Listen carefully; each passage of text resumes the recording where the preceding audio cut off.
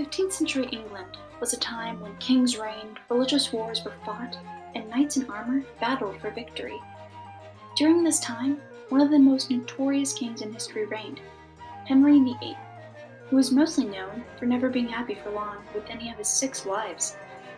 Henry liked to achieve and have what his counterparts in other countries did, no matter the cost. This was no exception in his choice of armor, which he wanted to be fashioned like the ones of his European counterparts. So, he sought to have high-quality sport and war pieces made for himself, without having to make the trip abroad. To achieve this, the armor would need to be made as garniture, which is a type of armor that has removable parts that are interchangeable for battle and tournaments. Eventually, convincing some expert armorers to relocate to England to make not only his armor, but the armor for his whole court as well. In 1511, 2 years after Henry became king, the royal workshops at Greenwich would officially begin, and would provide England their armor for over 100 years. German artist Hans Holbein the Younger worked at the English court from 1526 to 1528. He is credited for designing a piece of armor garniture that is the earliest dated, surviving, and richly decorated to come out of the Greenwich royal workshops. This piece of armor garniture is presumed to have been made for Henry VIII, who then presented it to French ambassador François de la Tour de Lavergne, who was on a diplomatic mission in London in 1527.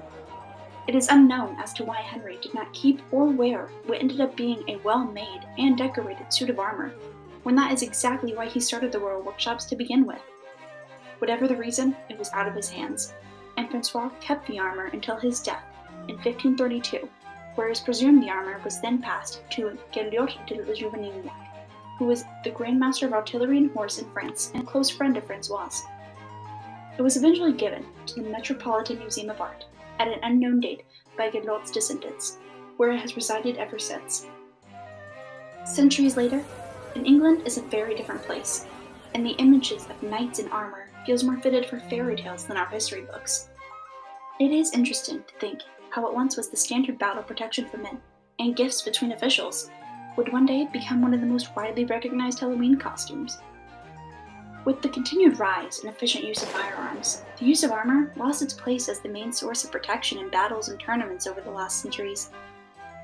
Armor has not been lost, though. Today, armor consists of helmets, vests, and shields instead of full metal suits.